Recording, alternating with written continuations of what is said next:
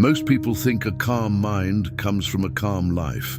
They believe peace arrives when the bills are paid, when the problems disappear, when the future becomes certain, and when everything finally goes according to plan. But nearly 2,000 years ago, the Stoics discovered something terrifying. Some of the most peaceful men in history lived through war, betrayal, disease, exile, slavery, and suffering beyond what most people can imagine. And somehow, they remained calm.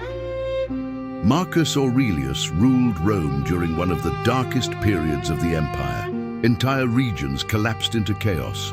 Armies marched across borders. Thousands died from plague. Trusted allies betrayed him. The future of Rome seemed uncertain almost every day. Yet in the middle of all that madness, he wrote words that still shock people today. You have power over your mind, not outside events. Think about that. The most powerful man in the world wasn't trying to control the world. He was trying to control himself. And that's where our story begins. Because what Marcus Aurelius, Seneca, and Epictetus understood about the human mind may completely change the way you see anxiety, stress, fear, and overthinking forever. Before we continue, I want to know something. What city are you watching from? Leave it in the comments below. And answer this honestly. What steals your peace the most right now? Stress, anxiety, or overthinking? Write your answer. And if you're grateful for wisdom that has survived for over 2,000 years, leave a like and subscribe. Because if someone cannot appreciate a small lesson today, how will they appreciate the greater blessings life may bring tomorrow? Now imagine standing in ancient Rome. The streets are crowded. Merchants shout across marketplaces. Horse hooves strike stone roads. Smoke rises from ovens. The smell of burning wood mixes with sweat and dust. Life is loud, chaotic, unpredictable. Yet even Rome was quieter than the average modern mind. Today we carry thousands of voices inside our pockets. Notifications, emails, messages, news, opinions, arguments, predictions, fear, noise, endless noise. Most people never experience silence anymore, and because of that, they never notice the invisible enemy slowly stealing their peace. The enemy is not the world. The enemy is mental chaos. The Stoics knew this, and their first strategy for calming the mind begins with a truth most people spend their entire lives avoiding. You cannot control everything. At first, that sounds obvious. Yet almost every form of anxiety comes from forgetting it. People try to control the future, control other people, control outcomes, control circumstances, control opinions, control events, control things that were never theirs to control. And the harder they try, the more frustrated they become. Epictetus understood this better than anyone. Before becoming one of history's greatest philosophers, he was a slave. Think about that for a moment. A slave, no freedom, no status, no power, no control over his circumstances. Most people would have spent their lives consumed by anger, consumed by resentment, consumed by self-pity. But Epictetus discovered something extraordinary. Even a slave possesses one thing nobody can take away: the ability to choose how they respond. And that realization changed his life forever. While others obsessed over circumstances, Epictetus focused on character. While others complained about fate, he focused on behavior. While others surrendered to fear, he trained his mind. The result? The slave became wiser than kings, and the lesson remains just as powerful today. Imagine carrying a backpack every day. Inside that backpack are worries, bills, other people's opinions, past mistakes, future fears, regrets, uncertainty. The backpack grows heavier every year. Most people spend their lives adding more weight. The Stoics did something different. They began removing things, one by one, until only the essentials remained. Can I control this? If the answer was yes, they acted. If the answer was no, they let it go. Simple, not easy, but simple. And here's the strange part. The moment you stop trying to control everything, your mind becomes lighter. Your breathing slows, your thoughts become clearer, your energy returns. Yet there was another problem, a problem even more dangerous than anxiety, because once a person understands what they can control, they must face a second challenge: reality itself. Most suffering comes from arguing with reality. Think about how often people say things like, "This shouldn't be happening. This isn't fair. Why me? This wasn't supposed to happen." The Stoics recognize something important. Reality doesn't care about our expectations. The storm doesn't stop because we dislike rain. The sun doesn't rise because we demand it. Life unfolds according to its own rules, and fighting those rules only creates more pain. Marcus Aurelius learned this lesson repeatedly. Every year brought new crises, new threats, new uncertainty, yet he understood something most people never learn. Acceptance is not weakness. Acceptance is strength. Imagine standing in the middle of a powerful storm. Rain crashes against your skin. Wind pushes against your body. Thunder shakes the sky. You have two choices: fight the storm or adapt to it. One creates exhaustion, the other creates resilience. Most people waste years fighting storms they cannot stop. The Stoics chose another path. They accepted reality first, then acted within it, and that mindset gave them a calmness that seemed almost supernatural. But there was still another enemy waiting in the shadows, one that attacks millions of people every single day. An enemy so common that most people don't even recognize it anymore. The endless voice inside their head, the voice that never stops talking, the voice that replays embarrassing moments, the voice that predicts disaster, the voice that creates imaginary arguments, the voice that turns uncertainty into fear. Modern psychology calls it rumination. The Stoics simply called it unnecessary suffering. Marcus Aurelius often reminded himself that thoughts are not facts. Read that again. Thoughts are not facts. Yet most people treat every thought as absolute truth. A fearful thought appears. They believe it. An anxious thought appears. They obey it. A negative thought appears. They surrender to it. The Stoics trained themselves differently. Imagine sitting beside a river. Leaves float across the water.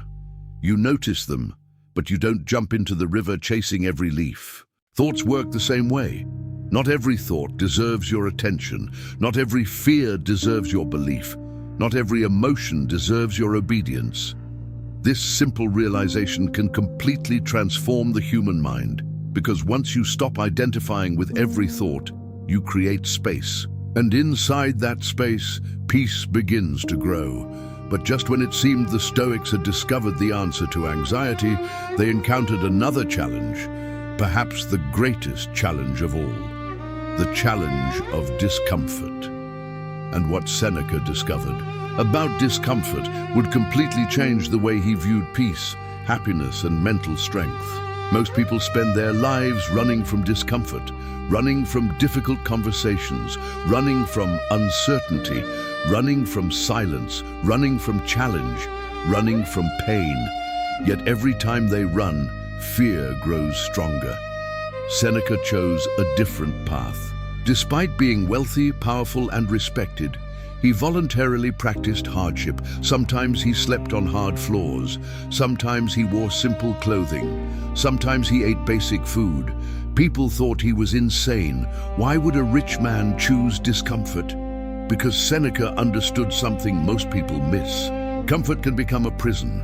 The more dependent you become on comfort, the more fragile your peace becomes. If happiness requires perfect circumstances, then happiness is always at risk. But if peace exists independently of circumstances, then peace becomes unbreakable. This realization transformed Seneca's life, and it may transform yours as well, because what he discovered next was perhaps the most powerful mental strategy in all of Stoicism, a strategy that Marcus Aurelius relied upon during war, a strategy that helped Epictetus endure slavery, a strategy capable of calming even the most chaotic mind, And once you understand it, you'll begin to see every challenge, every setback, and every moment of uncertainty in a completely different way. But that is where our story takes an unexpected turn. The night was cold, the kind of cold that settles deep into your bones. Marcus Aurelius stood inside a military camp near the frontier of the Roman Empire. Beyond the campfires stretched darkness. Somewhere beyond that darkness waited enemies, thousands of them. The smell of smoke filled the air. Soldiers whispered anxiously. Some prayed, some stared silently into the flames. Others imagined the worst possible outcomes. And perhaps that's the detail most people miss. The battle had not started yet. But in their minds, it already had. Fear was already winning.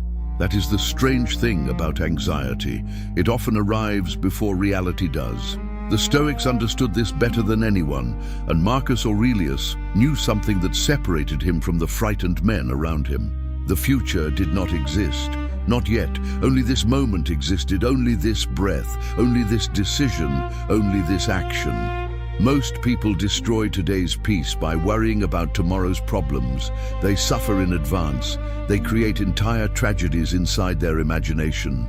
Then they live inside those tragedies before reality has even spoken. Marcus refused to do this. Every morning he returned to the same practice. Bring your attention back to the present. Again, and again, and again. Simple, yet unbelievably difficult. Because the human mind loves to wander. It drifts into the future. It revisits the past. It invents problems. It creates fears. It multiplies uncertainty.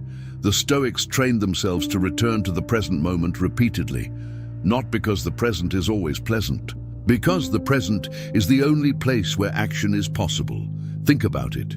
You cannot solve tomorrow's problems today. You cannot change yesterday's mistakes today. You can only act now, this moment, this breath, this decision. And strangely enough, that realization becomes incredibly calming, because the future suddenly loses some of its power over you. But there was another lesson hidden inside this practice, a lesson that may be even more important. Because once a person learns to live in the present, they begin noticing something surprising. Most of the things they fear never happen. Seneca wrote extensively about this. He observed that human beings often suffer more from imagination than reality. Imagine lying awake at night. Your mind races. A conversation replays endlessly. A future disaster unfolds in vivid detail. A mistake feels catastrophic. The fear feels real. The anxiety feels real. The suffering feels real. Yet none of it is actually happening. The danger exists only inside the mind. Seneca understood that fear grows strongest when fed by imagination. And because of this, he developed a powerful habit. Whenever fear appeared, he would examine it directly, not run from it, not suppress it. Examine it. What exactly am I afraid of? What is the worst realistic outcome? Could I survive it? These questions exposed fear, and most fears became smaller once examined honestly. Many disappeared entirely because fear thrives in darkness. Clarity weakens it. Imagine standing in a dark room. A strange shape appears in the corner. Your heart races. Your imagination immediately creates monsters. But then someone turns on the light. Suddenly, the monster becomes a chair. Nothing changed except your perspective. Fear often works the same way.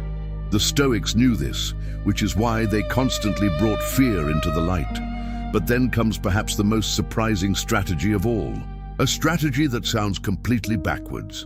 A strategy that most modern people avoid at all costs. Voluntary discomfort.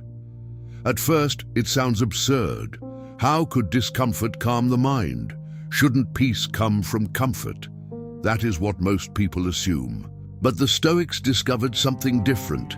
Every comfort eventually creates dependence, and dependence creates fear.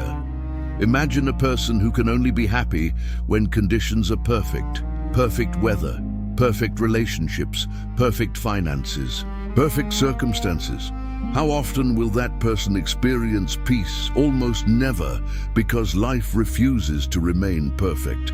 The Stoics understood that resilience creates peace far more reliably than comfort does. This is why Seneca occasionally chose discomfort.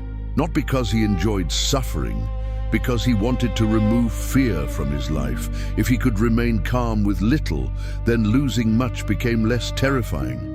If he could endure hardship voluntarily, then unexpected hardship lost some of its power. Think about modern anxiety. At its core, much of it comes from fear of loss, fear of losing money, fear of losing status, fear of losing relationships, fear of losing comfort, fear of losing certainty. The Stoics attacked fear at its root. They trained themselves to realize they could survive far more than they imagined. And once you know you can survive difficulty, something remarkable happens. Your mind becomes quieter, your confidence grows, your fear weakens. But perhaps the greatest challenge was still waiting. Because there was one force that Marcus Aurelius, Seneca, and Epictetus all warned about repeatedly. A force so powerful that it destroys peace faster than almost anything else: the opinions of other people. Most people never realize how much of their anxiety comes from seeking approval. Think about how often human behavior is influenced by what others might think. People hesitate to speak honestly. They avoid opportunities. They suppress their true personalities. They chase validation. They compare themselves constantly, and every comparison creates new suffering. Marcus Aurelius recognized this trap. He reminded himself that no matter what he did, someone would criticize him. Someone would misunderstand him. Someone would dislike him. Someone would judge him unfairly. And once he accepted this reality, he became freer, because he stopped trying to control opinions he could never control. Imagine carrying a mirror everywhere you go. Every person you meet holds that mirror. You constantly look for approval, validation, recognition, praise. Eventually, your happiness becomes dependent on reflections. The Stoics shattered the mirror. They focused instead on character, integrity, virtue, action, things that remained under their control. And that shift changed everything, because the moment you stop needing constant approval, a huge amount of anxiety disappears. You stop performing, you stop pretending, you stop exhausting yourself trying to satisfy everyone. And for the first time, your mind experiences a deeper kind of peace. Yet there was still another challenge, one that every human being eventually faces: loss. Not maybe, not possibly. Certainly.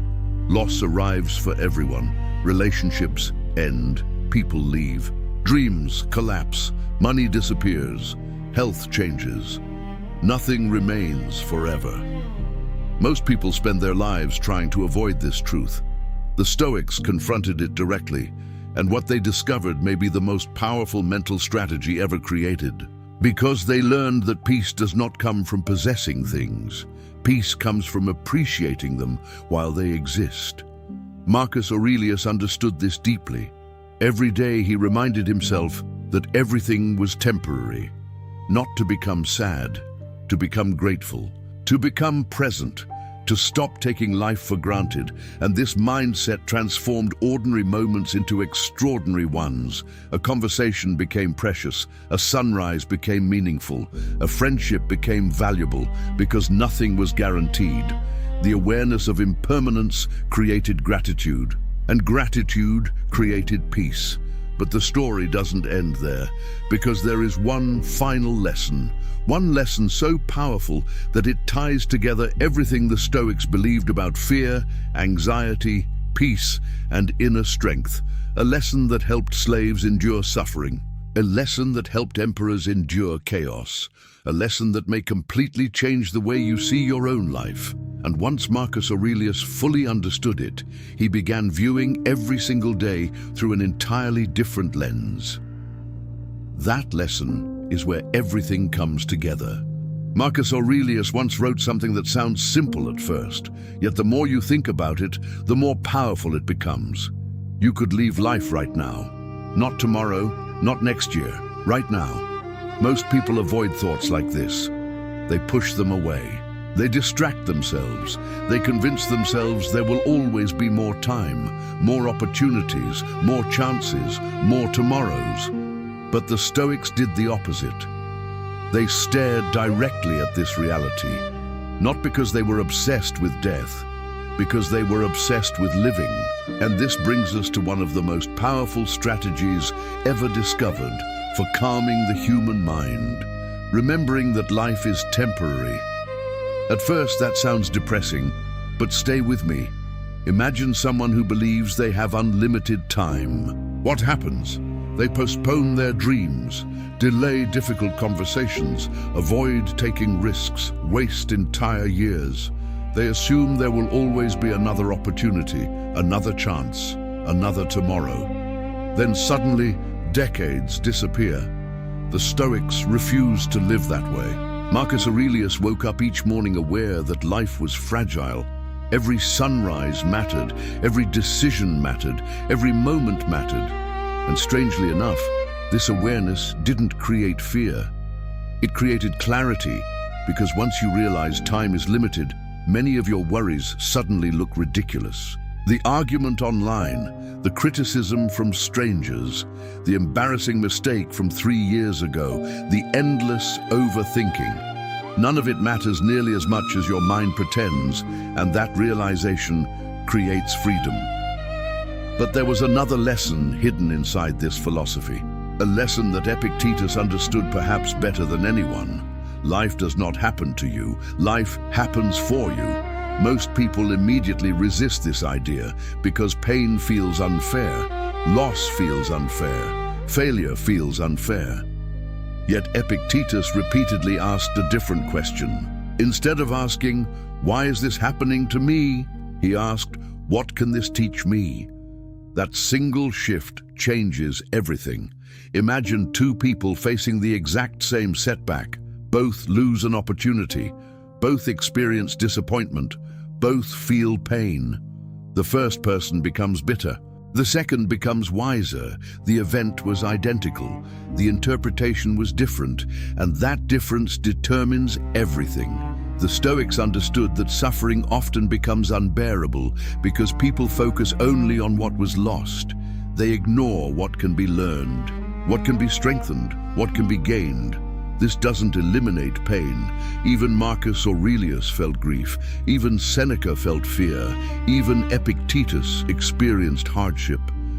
The difference was that they refused to waste suffering. Every challenge became training.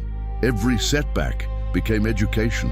Every obstacle became an opportunity for growth. And this mindset created extraordinary resilience, because when every difficulty contains value, fear begins losing its grip. But perhaps the greatest challenge still remained. The challenge that quietly destroys more peace than almost anything else. Comparison. Modern people compare constantly. Income, success, relationships, appearance, status, followers, achievements. The list never ends, and comparison creates a dangerous illusion. It convinces people they are behind. Behind who? No one really knows. Yet millions spend their lives racing against invisible competitors. The Stoics saw through this trap. Marcus Aurelius wasn't trying to become another emperor. He was trying to become a better Marcus Aurelius. Epictetus wasn't competing with philosophers. He was competing with yesterday's version of himself. The Stoics understood something revolutionary. The only meaningful comparison is between who you were and who you are becoming. Think about the relief hidden inside that idea.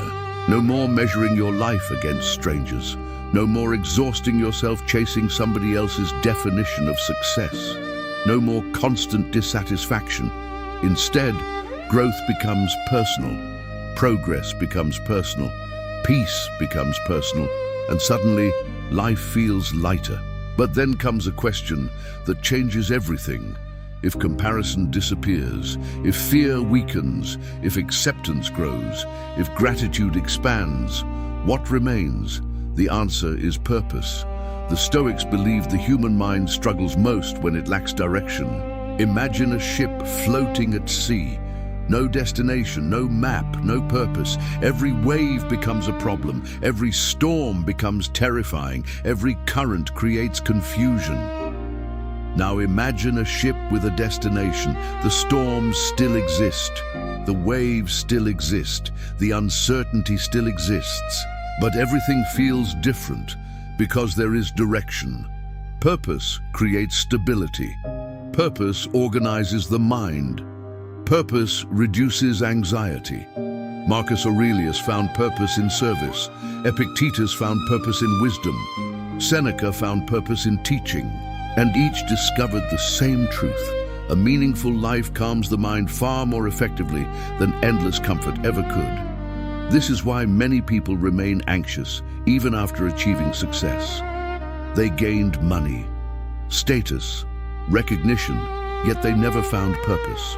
And without purpose, the mind continues searching, continues wandering, continues suffering. The Stoics knew that peace comes not from having everything, but from knowing why you're here. And once that becomes clear, a remarkable transformation begins. The future stops feeling so frightening. Challenges stop feeling so overwhelming. Criticism loses power. Fear loses intensity, and the mind slowly becomes stronger. Yet there is one final piece, one final realization, the realization that ties together every lesson Marcus Aurelius, Seneca, and Epictetus left behind. Because after years of studying human nature, enduring hardship, and observing the mind, they all arrived at the same conclusion.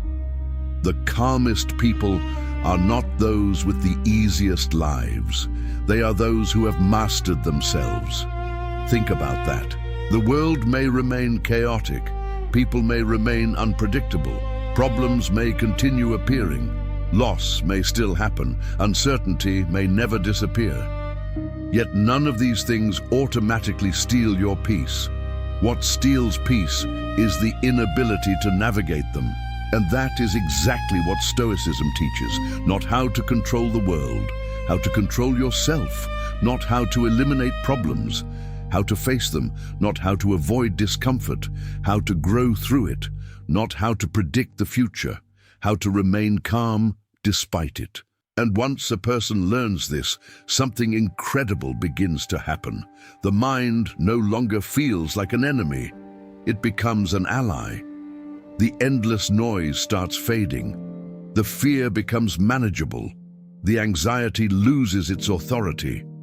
And for the first time in a long time, genuine peace begins to emerge. But there is still one final lesson waiting, the lesson that Marcus Aurelius returned to again and again whenever life became overwhelming. The lesson that transformed fear into courage, chaos into clarity, and uncertainty into strength.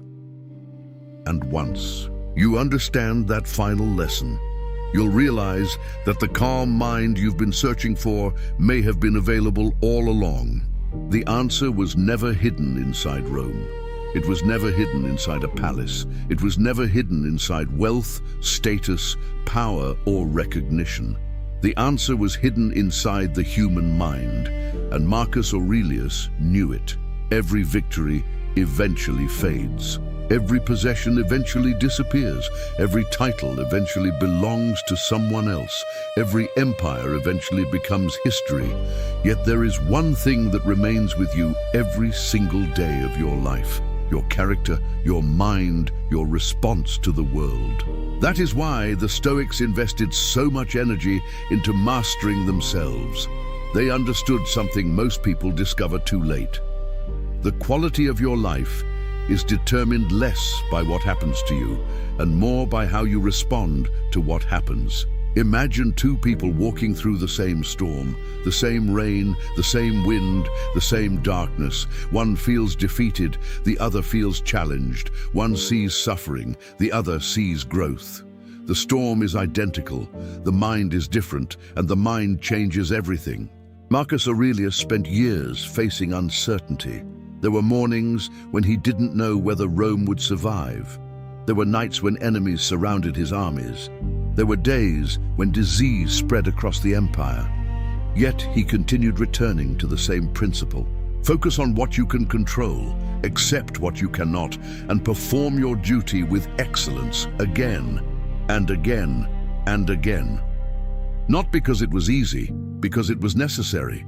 Most people are searching for a secret technique, a hidden shortcut, a magical solution. The Stoics offered none. Instead, they offered something far more valuable. Daily practice, daily discipline, daily awareness, daily control. The truth is that a calm mind is not something you find. It is something you build, one decision at a time, one thought at a time, one day at a time. Think about how many people spend years waiting for peace, waiting for circumstances to improve, waiting for stress to disappear, waiting for life to become easier. The Stoics refused to wait. They created peace in the middle of chaos. And that is what made them extraordinary, because peace built on circumstances is fragile. Peace built on character is nearly impossible to destroy. Imagine a giant oak tree. The storm arrives, rain crashes down, wind howls, branches shake violently. Yet the roots remain deep.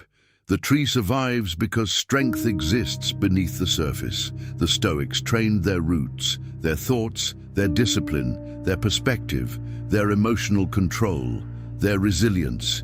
And because of that, they could endure storms that would break other people.